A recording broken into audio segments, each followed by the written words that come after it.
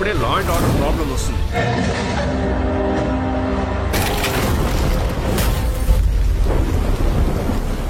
Hai semuanya, selamat datang dan selamat bergabung kembali di channel SR Zona. Film Telugu kali ini bergenre thriller politik dibintangi oleh aktor muda bernama Vijay Deverakonda. Film ini berjudul Nota alias None of the Above, garapan sutradara Anand Shankar yang dirilis pada tahun 2018. Film Nota mengisahkan tentang jungkir balik hidup seorang pemuda perancang video game di mana ia merupakan putra seorang ketua menteri. Suatu ketika, ia terpaksa harus memeluk kehidupan yang selama ini telah dihindari, yaitu terjun dalam dunia politik seperti sang ayah. Apakah yang melatar belakanginya melakukan hal itu? Dan mampukah ia melewati batasannya? Oke, tanpa berlama-lama, mari kita simak rangkuman alur cerita filmnya.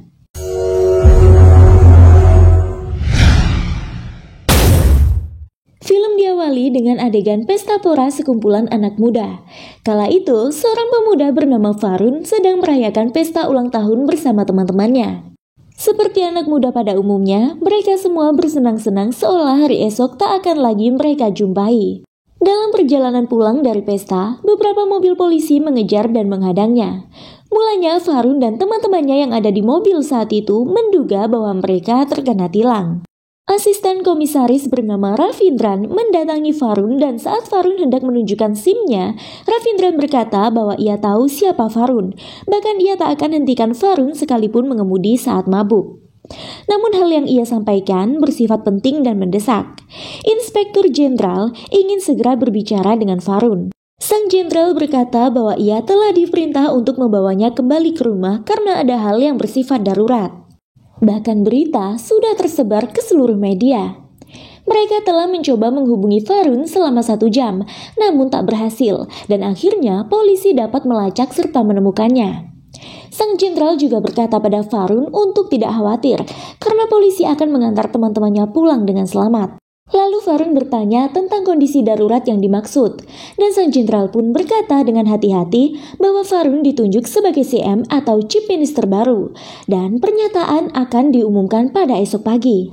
CM sendiri adalah julukan bagi ketua menteri di India.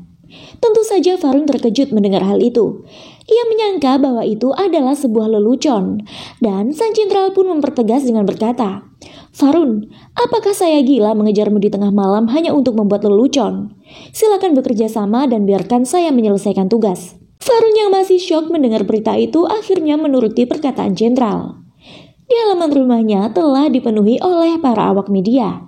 Varun memiliki adik perempuan bernama Narmada. Narmada adalah adik sambung Varun, hasil pernikahan ayahnya Vasudev dengan istri keduanya Kausalya. Meski begitu, Varun dan Narmada saling mengasihi. Narmada yang polos berkata pada Varun soal dirinya ditunjuk sebagai CM baru. Lalu dengan kesal Varun menjawab, "Apa mereka semua sudah gila? Aku sudah lama tinggal di London demi menghindari semua kerepotan ini. Aku bahkan tak ingat kapan terakhir kali berbicara dengan ayah. Aku juga tak tahu siapa gubernur di sini sekarang. Bahkan sekarang aku datang setahun sekali hanya untukmu dan anak-anak di panti asuhan." Varun sungguh kesal dengan keputusan ayahnya. Di lain tempat, seorang konselor dan reporter bernama Mahendra sedang diwawancarai terkait artikel kritikan yang ia buat untuk Vasudev. Mahendra menyanggah bahwa itu hanya hasil tinjauannya sebagai reporter saja. Pendapat Mahendra soal Vasudev mengumumkan tentang keputusannya mengundurkan diri menjadi menteri utama dan menunjuk putranya Varun sebagai pengganti hanyalah sebuah gebrakan saja. Karena bukan baru kali ini saja Vasudev mengguncang publik. Kemudian Mahendra menerima telepon dari Varun yang sedang bingung atas keputusan ayahnya. Mahendra justru mengucapkan selamat pada Varun yang membuatnya semakin kesal. Varun berkata bahwa bahkan Mahendra pun mengetahui segalanya. Varun seharusnya sudah di London untuk menjalankan proyek penting. Kemudian Varun bertanya apa yang sebenarnya terjadi di sini. Mahendra menjawab, "Ini hanya sebuah pertemuan pers saja. Kami hanya mengikuti arus." "Jangan tegang Varun," ucap Mahendra. Lalu Varun pun meminta Mahendra untuk mengurus acara di panti asuhannya esok. Di luar, para awak media telah menggerumuni Vasudev untuk mewawancarainya. Saat itu Vasudev sedang diterpa berita tentang penggelapan aset properti sejumlah ratusan miliar, dan saat ini dirinya tengah menjalani proses penyelidikan. Sebab itulah Vasudev menunjuk Varun sebagai CM pengganti. Namun Vasudev yakin bahwa keadilan berada di sisinya. Sedangkan alasannya menunjuk Varun sebagai pengganti adalah untuk menghindari tanggapan negatif dari partai oposisi tentang penyalahgunaan jabatan sebagai kepala menteri untuk memenangkan kasus di pengadilan. Kemudian salah satu reporter menanyakan bagaimana mungkin Vasudev memilih putranya yang sama sekali tak mengetahui seluk-beluk politik sebagai CM baru. Vasudev yang berasumsi bahwa reporter itu mendukung oposisi menjawab bahwa Varun tidak melompat dari langit. Ia bahkan tidak memaksakan Varun masuk ke dunia politik. Tapi sudah 5 tahun terakhir, Varun menggeluti bidang sosial dan melayani masyarakat. Dari situlah Varun telah berbicara langkah menuju politik. Saya tidak memutuskan Varun harus masuk, namun jutaan relawan dan anggota telah memutuskan suara dengan bulat.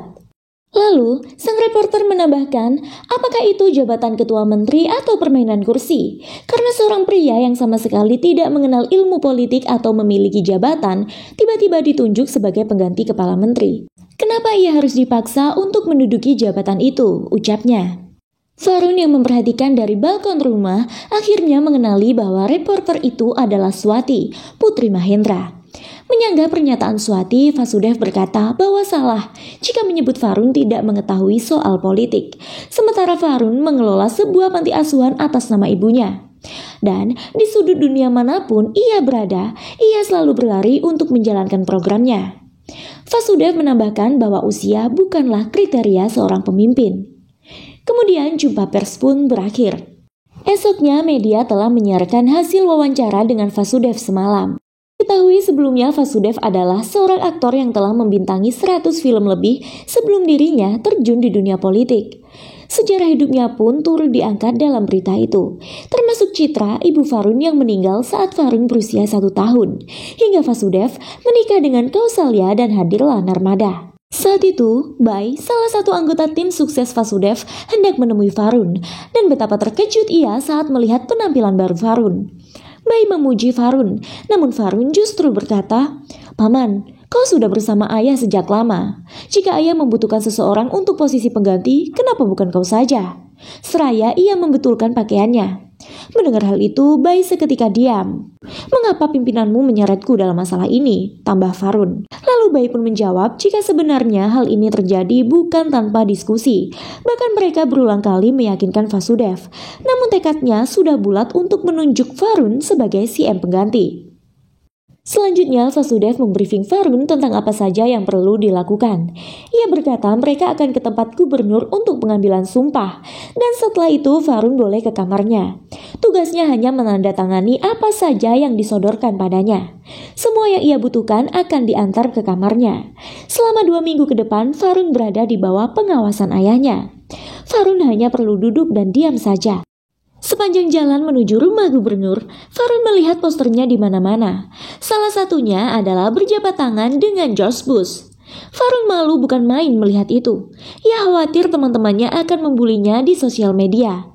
Namun Bai menenangkannya bahwa setiap pemimpin harus pamer kedekatannya dengan pemimpin-pemimpin berpengaruh lainnya. Tibalah mereka di kediaman gubernur untuk pengambilan sumpah. Dengan sedikit gugup dan canggung, Varun menanggapi satu persatu pertanyaan gubernur. Dari jauh, Vasudev mengarahkannya. Varun seperti sedang mendapat shock terapi saat membaca surat pernyataan sumpahnya sebagai menteri utama, yang menyatakan bahwa dirinya akan setia melaksanakan tugas dan tanggung jawabnya. Meski begitu, akhirnya Varun tetap menandatangani dokumen tersebut. Kondisi saat itu benar-benar membuatnya tidak nyaman. Berada di sekeliling para politisi adalah hal yang tidak pernah ada dalam daftar hidupnya. Hingga saat gubernur menawarinya kopi atau teh, Varun meminta buttermilk karena ia belum selesai dari mabuknya tadi malam. Seketika sang gubernur pun melongo mendengar pernyataan Varun. Di hari pertamanya menjabat, seperti arahan Vasudev, Varun hanya perlu menandatangani dokumen yang diajukan padanya. Itu pun ia laksanakan sembari ia bermain game, karena pada dasarnya Varun adalah seorang gamer. Begitupun di hari-hari berikutnya, bahkan ia lakukan sambil minum. Benar-benar hari yang membosankan baginya, hanya berdiam diri dan menunggu dokumen yang perlu ia tanda tangani. Kemudian scene berganti menampilkan pimpinan oposisi dan putrinya yang heran dengan keputusan Vasudev menunjuk Varun yang nol pengetahuan tentang politik sebagai CM pengganti. Putri oposisi tersebut bernama Kalavati. Ia adalah teman kampus Varun. Bahkan ia tahu bagaimana keseharian Varun di kampus yang sama sekali tidak tertarik pada dunia politik.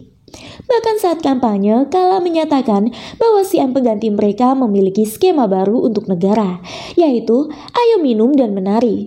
Sebagai teman kampus, Kala sudah sangat tahu bagaimana sikap Varun. Oleh karena itu, ia menjuluki Varun sebagai Rowdy CM. Rowdy sendiri adalah sebutan untuk para pemuda gaduh. Kala tidak terima Vasudev menyamakan Varun dengan dirinya. Kala menambahkan bahwa seorang pangeran yang dinobatkan saja sebelumnya diajari berkuda, memanah, hukum, logika, dan banyak seni lainnya. Tapi CM pengganti tidak tahu sama sekali tentang politik. Varun dengan santai bermain game menanggapi bahwa apa yang dikatakan Kala itu benar. Varun mengaku bahwa pengetahuan politiknya memang nol, tapi ia tahu cara mengibas omongan sentimen Kala. Di saluran TV lain, Varun sudah mulai membingkai dirinya dengan citra baik, memperkenalkan skema baru tentang pompa dari tenaga surya yang akan ia berikan secara gratis untuk para petani. Tiba-tiba gubernur menelpon dan memberitahunya bahwa situasi menjadi makin pelik. Pengadilan CBI menjatuhkan hukuman bahwa Vasudev bersalah dan akan ditangkap untuk kurungan 5 tahun penjara. Tentu hal itu semakin mencekik Varun karena mau tak mau ia harus bertahan di kursi politik dalam waktu yang lebih lama lagi. Gubernur memperingatkan Varun untuk segera mengambil tindak pencegahan kerusuhan yang akan dilakukan para pendukung Vasudev yang tidak terima dengan penangkapannya. Saat itu juga Varun mengumpulkan tim sukses ayahnya. Ia berkata bahwa pengacara mereka telah ajukan banding antara 2 hingga 3 hari. Kemudian Direktur Jenderal Polisi atau DJP Kodandapani berkata jika berita penangkapan Vasudev bocor ke media, maka mereka akan mendapat masalah. Para kader partai yang tidak terima pasti akan membuat kekacauan. Dan benar saja, kekacauan telah terjadi di Charminar.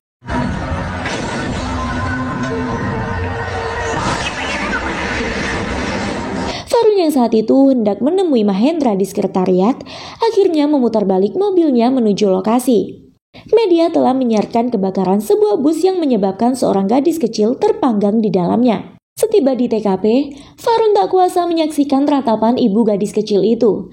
Tiba-tiba Bai menelponnya berkata bahwa ayahnya memerintah untuk tidak menindak para pelaku kerusuhan karena itu adalah anggota partai mereka. Vasudev juga meminta Varun untuk membiarkan kerusuhan berlangsung selama 2 hingga 3 hari supaya publik tahu kekuatan mereka. Akan tetapi, Varun yang menyadari bahwa langkah ayahnya salah, ia menentangnya. Dan mulai detik itu, Varun mengerti betapa penting posisinya saat ini. Kemudian dengan kuasanya, Varun menghentikan kerusuhan dan mengecam semua yang berani menentang perintahnya akan menerima konsekuensi. Varun mengumumkan pada media untuk semua orang pendukung Vasudev selama 3 hari ke depan sembari menunggu putusan pengadilan dari banding yang diajukan pengacaranya untuk tetap berdiam diri di rumah. Banyak pro kontra yang muncul atas keputusan Varun. Namun sebagian besar dari mereka mendukung keputusannya. Dan seketika kekacauan pun berhenti. Sayangnya upaya Varun tak disukai oleh partai oposisi yang dipimpin Varadarajan. Hingga putrinya Kala menyewa seorang fotografer paparazzi bernama Kalyan untuk menjatuhkan reputasi Varun. Kala menjebak Varun melalui seorang wanita Jerman yang diajak oleh temannya. Wanita Jerman tersebut mencampurkan obat dalam minuman Varun hingga Varun mabuk dan saat itulah Kalyan mengambil videonya.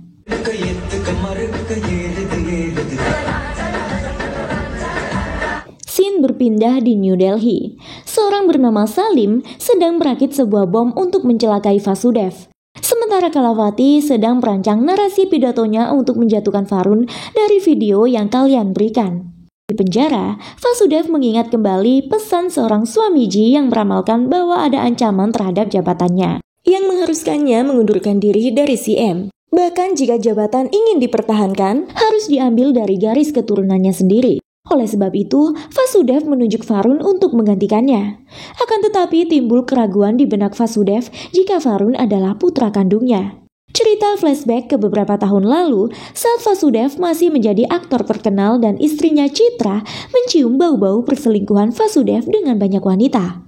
Selama pertengkaran, saking kesalnya Citra mengatakan, "Kau dikelilingi wanita-wanita setiap hari. Apa kau pikir aku akan duduk diam di rumah seperti wanita berbudi luhur? Ayah dari bayi ini bisa siapa saja. Apa jaminanmu jika bayi ini adalah milikmu?" Mendengar hal itu, Vasudev marah dan mencekik Citra hingga nyaris mati. Kemudian esoknya, Citra ditemukan tewas bunuh diri. Dan hingga kini pun Vasudev tidak mendapat jawaban pasti apakah Varun putranya atau bukan. Singkat cerita, pengacara Vasudev berhasil memenangkan kasusnya. Scene kembali ke New Delhi. Kabar kebebasan Vasudev telah terdengar oleh sang perakit bom. Esoknya Vasudev pun dibebaskan dari penjara. Namun ketika mobilnya menepi untuk membeli rokok, sebuah drone mendekat ke arahnya dan meledak seketika. Serangan itu membuat Vasudev koma. Varadarajan dan Kalavati pun datang bersimpati. Dan saat akan pulang, Kala memberikan kartu namanya jika sewaktu-waktu dibutuhkan. Kebingungan yang Varun rasakan ia ceritakan pada Mahendra. Di sana Mahendra menyemangati Varun dan memintanya untuk menganggap dunia politik seperti dunia fantasi gamenya, di mana ia harus melalui setiap halangan dan rintangan untuk mencapai level yang lebih tinggi. Bedanya, jika dalam game, darah yang keluar tidaklah nyata. Namun dalam game politik ini, darah yang dikeluarkan adalah nyata. Musuh-musuh pun juga nyata. Sebab itu, Mahendra memperingatkan Varun untuk hati-hati dalam mengambil tindakan. Kemudian muncul Devraj dari Badan Intelijen yang menyelidiki kasus rencana pembunuhan Vasudev. Intel tersebut menyatakan bahwa target pembunuhan adalah seluruh keluarga Vasudev. Sementara motifnya diduga adalah keterlibatan penggelapan aset dan uang. Sebab itulah Varun diminta untuk menelusuri detail aset ayahnya yang bernilai hampir 100 miliar. Dan itu bisa ia capai jika ia berkuasa. Merasa tak memiliki pilihan lain, Varun memutuskan untuk benar-benar menggenggam bendera politiknya. Dalam penelusurannya, Varun menemukan buku harian dengan kode dan rekening bank. Varun melibatkan temannya Wong, seorang hacker dan ahli IT untuk menyelidiki hal itu. Suatu malam, hujan deras membuat bendungan hampir meluap dan harus dibuka. Dari sini, Varun mengetahui bahwa bendungan yang harusnya dibuka beberapa bulan lalu atas larangan Vasudev, bendungan tersebut tidak pernah dibuka. Menyadari kesalahan yang dilakukan ayahnya, Varun segera bertindak cepat. Melalui media sosialnya, Varun menghimbau para pemuda dan membangkitkan semangat juang hingga sikap toleransi mereka untuk membantu para korban luapan bendungan. Karena bagaimanapun untuk keselamatan jiwa warga, bendungan tetap harus dibuka. Meski terbukanya bendungan akan merusak harta benda, namun setidaknya bukan merusak nyawa. Berkat gotong royong dari para pemuda-pemudi tersebut, akhirnya masalah bendungan pun terselesaikan. Malam itu, Varun telah meminta anak buahnya untuk menjemput Swati. Di meja makan, Varun dan Mahendra merayakan pesta pribadi dengan minum. Swati dan Narmada juga ada di sana. Dalam kondisi setengah sadar, Mahendra menceritakan tentang cinta pertamanya yang berakhir tragis akibat keegoisan temannya. Dalam kondisi mabuk, Mahendra menyebut Subramanyam sebagai nama temannya. Esoknya, Wong melaporkan pada Varun tentang penyelidikannya. Dari hasil penyelidikan Wong, Varun mulai bisa mengurai detail aset Vasudev. Seketika, Masuk Bai dan yang lain menyampaikan bahwa Varun harus bertanding untuk memenangkan pemilihan MLE, sebab tanpa itu, Varun tak dapat menduduki kursi CM lebih lama lagi. Pertimbangan Varun untuk menyelamatkan keluarganya dan menyelidiki aset milik ayahnya lah yang membuatnya maju ke babak pemilihan. Sayangnya, partai oposisi mendengar hal tersebut. Merasa ini waktu yang tepat untuk menggulingkan Varun dari posisinya, Kala menyebar video yang beberapa waktu lalu didapatnya dari kalian. Secara otomatis video itu pun tersebar dan dengan mudah Kala memprovokasi publik. Namun Varun tak kehabisan akal. Seketika ia membersihkan namanya dengan bantuan sutradara Murugados dan membayar wanita asing itu untuk mengaku sebagai aktris yang bergabung dengan Varun untuk pembuatan film pendek. Dengan begitu, Varun mendapatkan kembali hati publik dan konspirasi pun berakhir. Siang itu, Varun mendiskusikan tentang hasil penyelidikan Wong pada DJP Kodandapani. DJP mengatakan orang dalam foto itu adalah Robert, seorang politisi, industrialis, dan olahragawan yang mengumpulkan banyak uang gelap di India. Robert adalah seorang agensi perusahaan yang membuka investasi uang gelap di pulau-pulau seperti Panama, Mauritius, dan Virgin Islands. Saat itu juga Varun meminta Wong berangkat ke Panama untuk meretas akun pemilik palsu properti dan mentransfer uang ke akunnya. Vasudev yang sudah sadar dari komanya mendengar pembicaraan Narmada dan Kausalya soal Varun yang sudah memenangkan pemilihan sementara dan telah menjabat MLA. Kemudian Vasudev meminta berbicara dengan Varun. Narmada menelponnya dan Varun meminta Narmada untuk tidak menyebarkan berita jika Vasudev sudah sadar dari koma. Bahkan Varun meminta pihak rumah sakit untuk merahasiakan hal ini. Varun menyeting CCTV kamar Vasudev seperti saat Vasudev masih koma. Ketika Varun menjenguknya, Vasudev mengakui kinerja Varun dan mengucapkan selamat padanya. Vasudev pun menyesali perbuatannya selama memimpin. Varun senang melihat ayahnya menyadari kesalahan. Hal itu ia sampaikan pada Mahendra. Namun Mahendra justru mengingatkan Varun supaya tak tertipu pada ayahnya sendiri. Karena bagaimanapun dulu ayahnya adalah seorang aktor hebat. Dan Varun perlu berhati-hati. Nyatanya Vasudev memang merencanakan sesuatu licik untuk Varun. Di tempat lain, Robert mendatangi Swamiji dan melaporkan bahwa Vasudev telah sadar. Di sini diketahui bahwa Swamiji, orang yang selama ini dekat dengan Vasudev, adalah otak di balik semua kekacauan ini. Ia dan Robert berencana membunuh Vasudev dan keluarganya untuk mengambil alih aset gelap milik Vasudev. Selain itu, Robert juga melaporkan bahwa akunnya telah diretas oleh Wong, teman Varun. Dan sejak saat itu serangkaian peristiwa buruk pun terjadi. Mulai dari Swati yang ditabrak oleh pengemudi tak dikenal, Wong yang tertangkap oleh anak buah Robert di Panama, hingga pengakuan palsu Sylvia, wanita asing tentang Varun yang mencelakainya, sampai ia ditemukan tewas pada keesokan hari. Sementara itu, Wong berhasil lolos dari sekapan orang Panama dengan menyerangnya menggunakan listrik. Saat itu Varun didakwa menjadi tersangka utama kasus kematian Sylvia, karena CBI berhasil mengungkap bahwa Varun telah membayar seorang sutradara untuk pengakuan palsu atas videonya saat itu. Dan kini semua petugas dikerahkan untuk menangkap Varun. Kodan Dapani juga menyatakan bahwa saat ini dirinya tidak lagi bertugas sebagai DJP. Diam-diam Varun menyelinap kabur dari penjagaan di rumahnya. Sementara di rumah sakit, Vasudev menemui media dan membuat pengakuan bahwa Varun telah mencuranginya. Saat itu juga Vasudev mengangkat Dasu sebagai pengganti Varun. Hal itu membuat Bai protes karena selama ini dirinya yang selalu ada untuk Vasudev. Saat mengetahui Swati tertabrak, Varun meminta bantuan Kala untuk menyediakan tempat berlindung baginya dan Swati yang terluka. Atas rasa bersalahnya karena sudah menjebak Varun, Kala pun bersedia membantunya. Kala juga menyiapkan peralatan yang dibutuhkan Varun untuk meretas CCTV rumah sakit. Saat itu ia mendapati Vasudev sedang berselisih paham dengan Bai. Varun memanfaatkan peluang tersebut dengan meminta Bai memprovokasi pengikut yang lain supaya memilihnya, karena ia memiliki semua uang untuk pengikut partainya. Di samping itu, Varun juga menyadap telepon anak buah Vasudev, Ramaswamy, dan Robert yang hendak mengirim uang gelap yang akhirnya ia laporkan pada pihak berwajib, dan mereka memblokir kontainer berisi uang gelap tersebut. Vasudev marah mengetahui hal itu, bahkan ia tak dapat berbuat apa-apa. Saat itu, Wong melaporkan pada Varun bahwa Vasudev hanya seorang politisi yang dijadikan boneka Swamiji. Sedangkan Swamiji adalah yang bertanggung jawab atas semua ini karena telah menyewa Salim untuk membunuh Vasudev dan hendak merebut kekayaannya. Esoknya saat putusan perhitungan suara, Varun memenangkan pemilihan tersebut dan berhasil mempertahankan kinerjanya sebagai CM. Tentu saja hal itu membuat Vasudev murka. Vasudev terkejut saat melihat Mahendra mendampingi Varun. Kini terungkap bahwa Subramanyam, teman Mahendra yang mengkhianati pertemanan mereka dengan menikahi wanita yang ia cintai yaitu Citra, ibu Varun adalah Vasudev.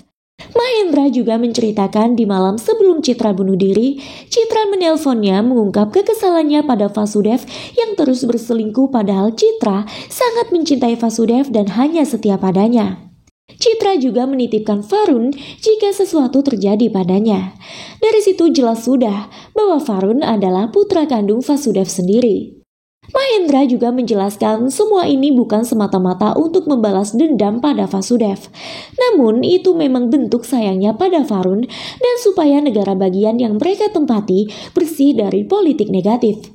Vasudev pun meminta maaf pada Varun atas keraguannya selama ini. Sementara itu, DJP sudah kembali bertugas dan menemukan kasus yang dapat memberatkan Swamiji di pengadilan terkait memblokir sumber air dari gunung ke danau hingga menyebabkan 8 petani gantung diri 6 tahun yang lalu. Namun kasus ditutup karena Swamiji dekat dengan Vasudev. Tapi kali ini, Varun turun tangan membasminya. Di akhir film, saat hendak memasuki sekretariatnya, Varun memahami mengapa gedung-gedung pemerintahan selalu nampak mewah. Ketua menteri selalu dikawal dengan iring-iringan kendaraan. Ternyata semua itu menunjukkan kemegahan, dan kemegahan adalah simbol kekuasaan.